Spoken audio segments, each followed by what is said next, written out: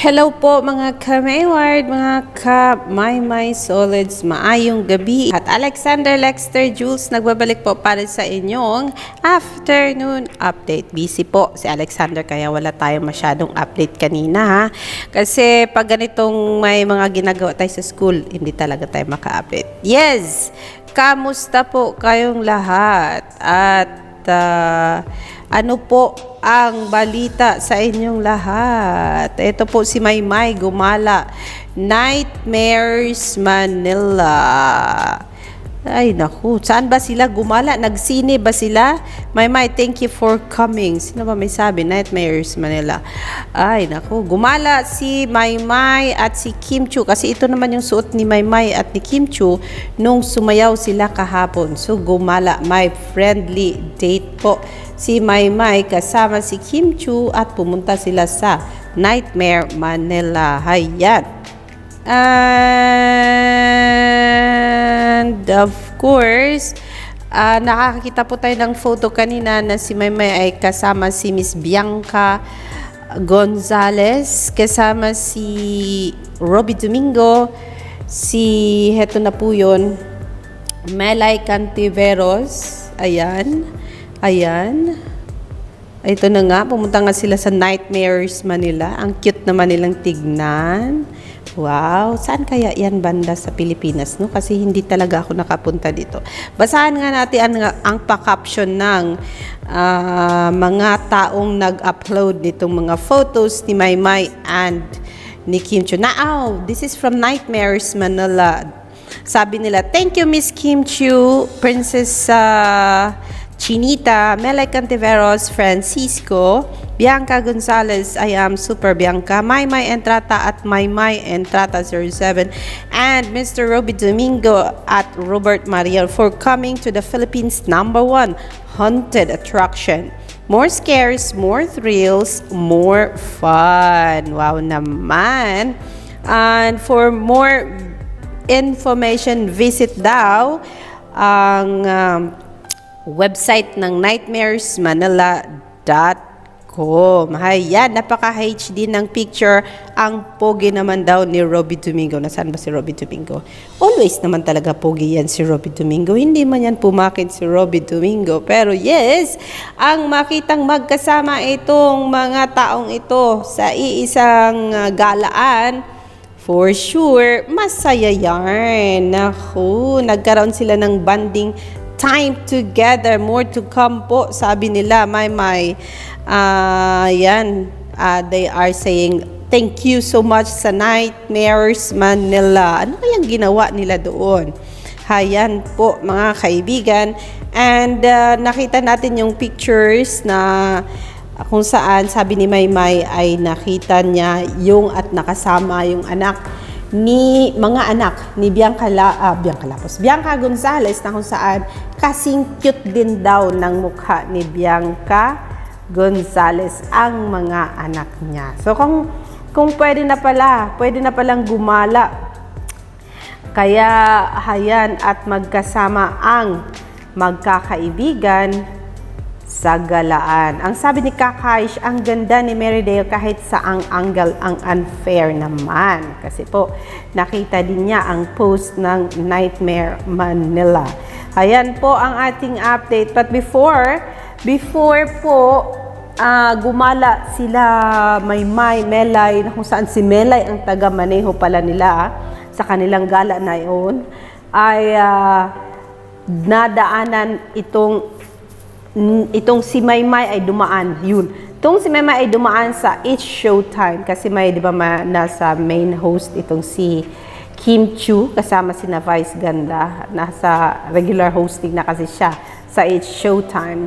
At ito nga at nagpangkita si Maymay at si Chang Ami. Ang sabi ni Chang Ami, so happy to see you, Maymay. Ang sabi naman ni Maymay Entrata, happy to see you din, Madam Ami. Mas lalo ka hong gumanda, ma'am. Ayan, hindi talaga nakakalimutan ni Maymay na magpo at opo at oho sa mga taong much older sa kanya and nagmamam answer po itong si Maymay at hindi nagbago. Pero yes, ito pong viral since morning. Nakikita ko ito.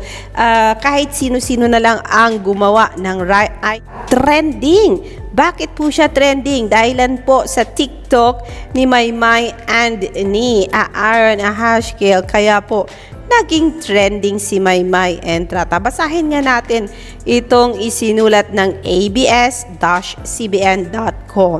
Watch, Maymay joins, a boyfriend of Maymay joins Maymay Entrata in TikTok video. Ayan, ang detalye basahin natin. Ito ang isinulat ni abs-cbn.com.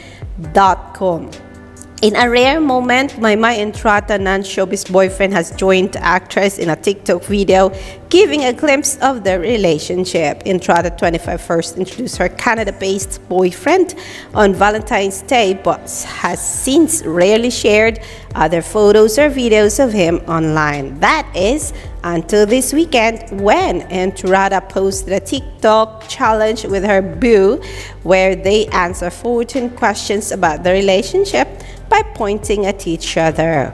While the challenge is supposed to be done with eyes closed, Entrata's partner didn't take long to find amusement in simply watching his girlfriend answer the rest of the trivia prompts.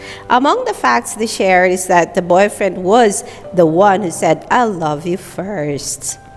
Hayan po. Ang sabi ni Meridel Maymay Entrata, about the TikTok video, ang sabi niya dito, may caption itong, "Buti napilit ko pa siyang mag-TikTok. Miss you, mahal." Yan ang sabi ni Maymay na ikinaption niya sa video. In an interview early this month, Entrata opened up about their long-distance relationship, saying they're both committed to make it work despite not being together physically. Pumasok ka sa relationship, dapat committed ka. Responsibility natin yung pagiging committed sa partner natin, she said. She also credited her boyfriend for making her feel prioritized. Kapag consistent yung nagmamahal sa'yo, araw-araw kang mapofall. Hindi lang sa umpisa, araw-araw talaga. Ganito pala yung feeling na ako yung priority. And that news item is coming from the management itself, ABS-CBN. Bakit naging viral, mga kaibigan?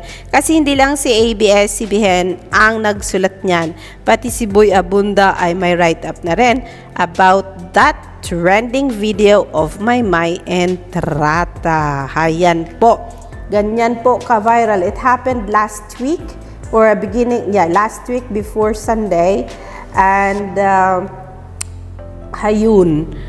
ngayon lang siya nag-viral kasi dahilan sa pinag-uusapan ng bayan at walang humpay ang pag-comment ng mga supporters ni Maymay at ng mga casual viewers at mga casual na mga taong hindi gaano kilala si Maymay pero palaging nahuhook sa kagandahan ni Maymay at sa mga every kimbot ni Maymay ay talagang updated din sila. Even mga bashers, updated din sila, mga guys. They are always keeping their eyes open and ears.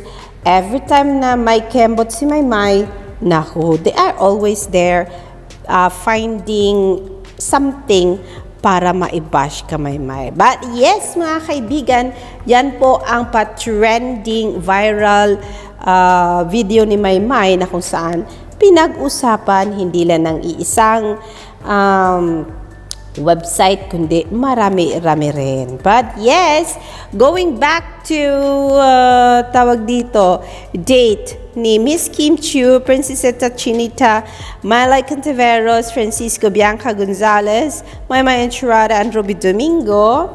Naku, ang sabi ng taong bayan na nakakita, Maymay, walang anggulong pangit, Entrata.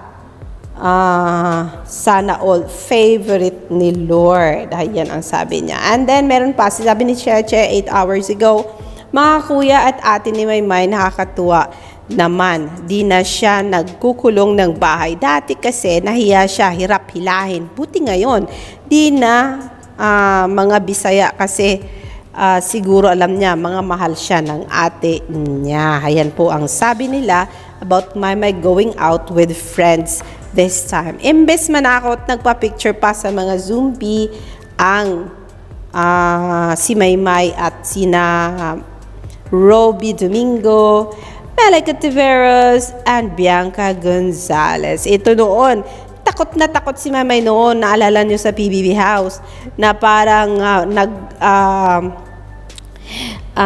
natulungan pa siya ni Edward Barber dahilan sa ginawa ni Edward Barber na shield ang sarili niya para maprotektahan si Maymay. Just imagine, with all these looks, standing next to you, ewan ko na lang kung kakayanin ng puso ko.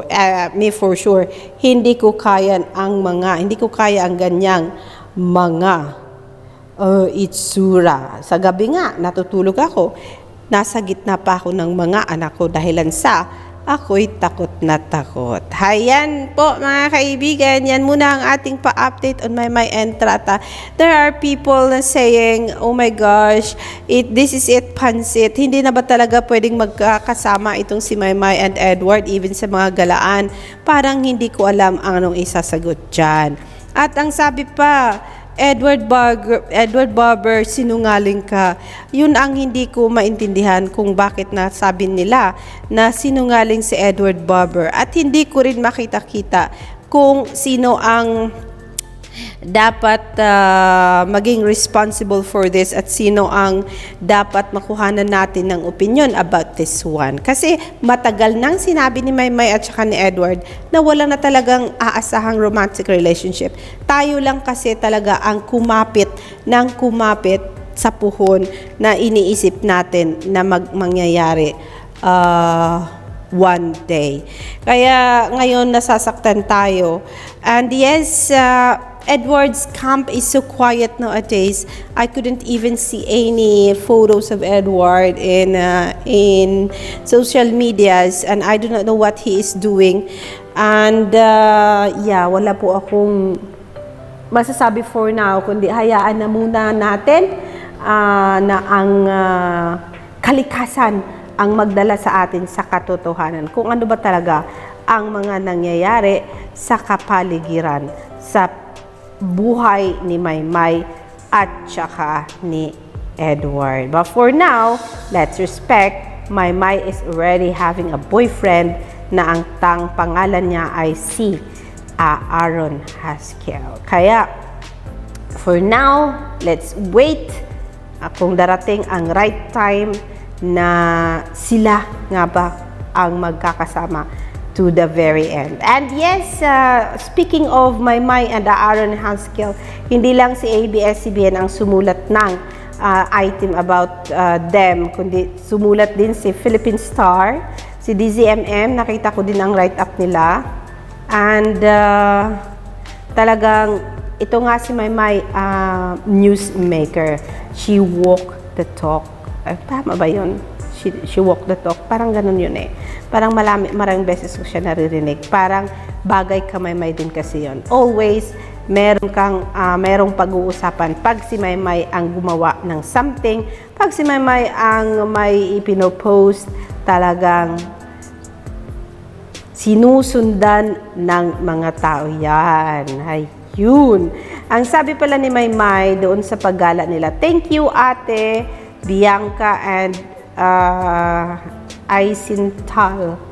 Jason Tal for the warmest welcome sa amin sa inyong napakagandang bahay. Couple goals, family goals, yehey. Ayun po ang sabi niya. Well, yes, halo-halo na talaga itong aking vlog kasi hindi ako mapirmi sa isang